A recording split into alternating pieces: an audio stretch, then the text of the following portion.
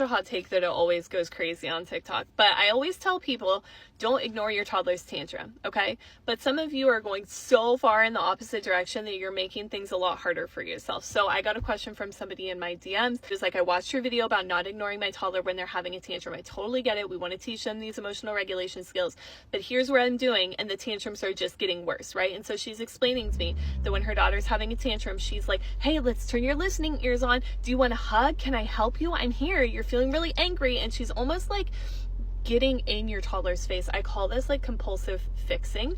This is a cycle that a lot of us get into when we feel really uncomfortable with our toddler's big feelings, where we don't want to ignore it, but then we try and like fix it. We try and stop it. We try and help them feel happy and calm really fast.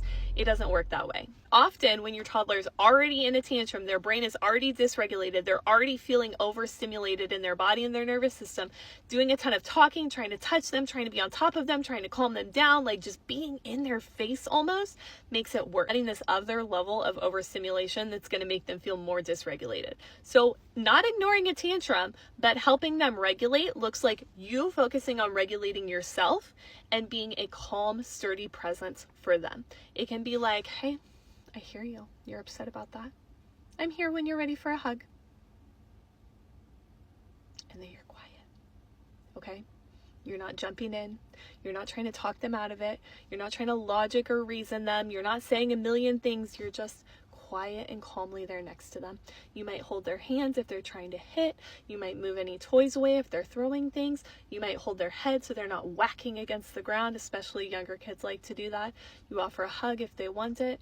And that's just it. You stay regulated next to them. This is very active presence.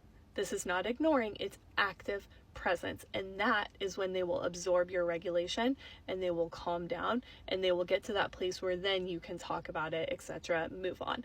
That is how you handle a tantrum in a way that's actually going to start to teach them the emotional regulation skills to be able to calm down on their own as they get older.